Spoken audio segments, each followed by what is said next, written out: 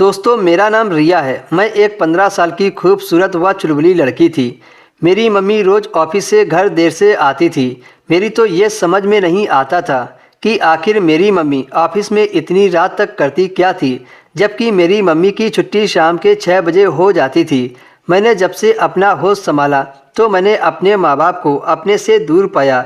मेरी मम्मी मुझे नौकर व नौकरानी के हवाले छोड़कर ऐसे चले जाते थे जैसे उनके पास मेरे लिए टाइम ही ना हो। मैं जब भी अपनी मम्मी से बात करने की कोशिश करती तो वह मेरे हाथ में पैसे थमा देती थी या फिर शॉपिंग करवाने ले जाती थी, पर मुझे तो मेरे माँ बाप के प्यार की ज़रूरत होती थी। मैं अपनी माँ के प्यार की प्यासी रहती थी, पर मेरी मम्मी इस चीज़ को समझती ही नहीं थी और ना ही वह कभी मुड़कर मेरी तरफ देखती थी। उन रुपयों ने मेरे अंदर बहुत मायूसी पैदा कर दी थी।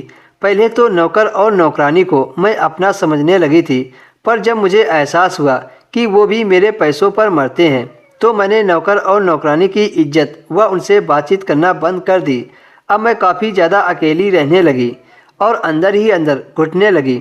मेरी मम्मी ने कभी भी अपने ऑफिस आने की इजाज़त नहीं दी थी। मेरी माँ हमेशा यही कहती कि मेरे ऑफिस आने से पहले मुझे बताकर आना, क्योंकि मुझे ऑफिस में बहुत काम होते हैं। शायद तुम जिस वक्त आओ उस वक्त मैं कुछ ज़रूरी काम कर रही हूँ और तुमसे मिल ना पाऊँ। एक दिन मैं बहुत ज़्यादा उदास थी तो सोचा मम्मी की गाड़ी से जाकर उनके ऑफिस में उनसे मिल लूँ। पहले तो मैंने सोचा अपनी मम्मी को फ़ोन करके बता दूँ कि मैं आपके ऑफिस आपसे मिलने आ रही हूँ, लेकिन कहीं देर ना हो जाए जाने में, इसलिए बताना मैंने उचित नहीं समझा। और एक तरफ से मैं ये भी सोच रही थी कि मेरी मम्मी हमेशा यही क्यों कहती थी कि मेरे ऑफिस में जब भी आना मुझे बताकर ही आना, बिना बताए कभी मत आना। इसलिए आज मैं बिना बताए उनके ऑफिस जाकर देखना चाहती थी कि मेरी मम्मी ऐसा क्या करती हैं जिससे बिना इजाज़त के ऑफिस में नहीं आने देना चाहती थी। मैंने मम्मी की गाड़ी निकाली और कुछ ही देर में ऑफिस पहुंच गई।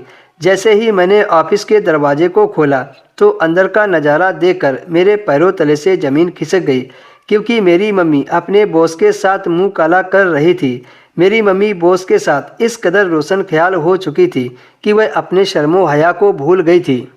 उस लम्हे ने मेरे अंदर बगावत पैदा कर दी थी। मुझे उन औरतों से सख्त नफरत होती थी जो लोगों को भलाई का पाठ पढ़ाती हैं और खुद उस किरदार में डूबी होती हैं। ऐसे लोगों से मैं बहुत नफरत करती थी, चाहे वो मेरी माँ ही क्यों ना हो। इसी टेंशन की वजह से मैं नाइट क्लब जाने लगी और वहाँ जाकर खूब मस्ती करती थी।